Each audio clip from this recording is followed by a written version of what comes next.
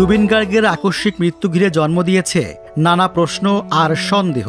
সত্যি কি মৃগরোগে আক্রান্ত হয়ে পানিতে ডুবে মারা গেছেন, নাকি তাকে খুন করা হয়েছে? উত্তর খুঁজছে আসামবাসী, আর তদন্তে মিলছে একের পর এক চাঞ্চল্যকর তথ্য। জুবিনের ব্যান্ডের সদস্য গ্রেপ্তারকৃত জ্যোতি গোস্বামী অভিযোগ করে জানিয়েছেন, জুবিনকে পরিকল্পিতভাবে হত্যা করা হয়েছে।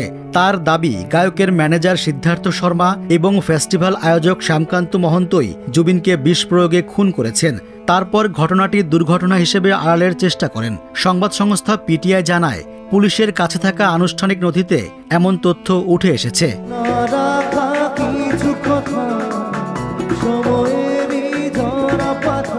ভারতীয় নাগরিক নিরাপত্তা সংহিতার অধীনে রেকর্ড করা সাক্ষ্য অনুযায়ী গোস্বামী তদন্তকারীদের জানিয়েছেন, সিঙ্গাপুরে জুবিনের মৃত্যুর আগে পরে সিদ্ধার্থ শর্মার আচরণ ছিল সন্দেহজনক। ঘটনার দিন ইয়টে ভ্রমণের সময় শর্মা নাবিকের কাছ থেকে জোর করে ইয়টের নিয়ন্ত্রণ নেন, যার ফলে ইয়টটি মাঝ সমুদ্রে বিপজ্জনকভাবে দুলতে থাকে এবং যাত্রীদের জীবন ঝুঁকিতে পড়ে। শর্মা আসাম অ্যাসোসিয়েশন সিঙ্গাপুরের সদস্য ও প্রবাসী তন্ময় ফুকনকে বলেছিলেন তিনি যেন পানীয় সরবরাহ না করেন, কারণ শর্মা নিজেই তা দেবেন। গোস্বামীর ভাষ্য অনুযায়ী, যখন জুবিন শ্বাস নিতে লড়াই করছিলেন এবং প্রায় ডুবে যাচ্ছিলেন, তখন শর্মাকে বলতে শোনা যায়, যেতে দে, যেতে দে। তিনি জোর দিয়ে জানান, জুবিন একজন প্রশিক্ষিত সাঁতারু ছিলেন। তিনি তাকে এবং সিদ্ধার্থকেও সাঁতার শিখিয়েছিলেন, তাই ডুবে গিয়ে তার মৃত্যু হওয়া সম্ভব নয়। সিদ্ধার্থ ও শ্যামকানু দুজনেই গায়ককে বিষ প্রয়োগ করেন এবং ইচ্ছা করে সিঙ্গাপুরকে উপযুক্ত জায়গা হিসেবে বেছে নেন, যাতে এই ষড়যন্ত্র আড়াল করা যায়। তার আরও দাবি, সিদ্ধার্থ তাকে নির্দেশ দিয়েছিলেন যেন ইয়টের কোনো ভিডিও কাউকে না দেখানো হয়।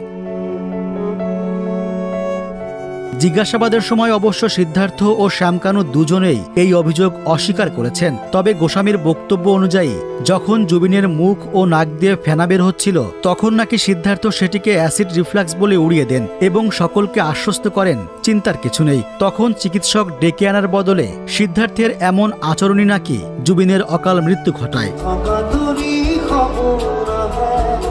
তদন্তকারীরা জানিয়েছেন, প্রাথমিকভাবে নথিপত্র, আর্থিক লেনদেন ও সাক্ষীর জবানবন্দি সিদ্ধার্থের অপরাধের ইঙ্গিত দিচ্ছে। এই মামলায় আয়কর দপ্তর এবং এনফোর্সমেন্ট ডিরেক্টরেট শীঘ্রই আসাম পুলিশের সঙ্গে শ্যামকানুর বিরুদ্ধে আর্থিক অনিয়ম ও বেনামি সম্পত্তি কেনাবেচার বিষয়টি খতিয়ে দেখতে পারে।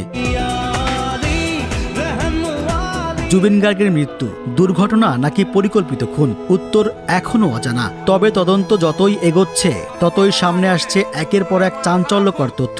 তাই সময়ই বলে দেবে এর উত্তর।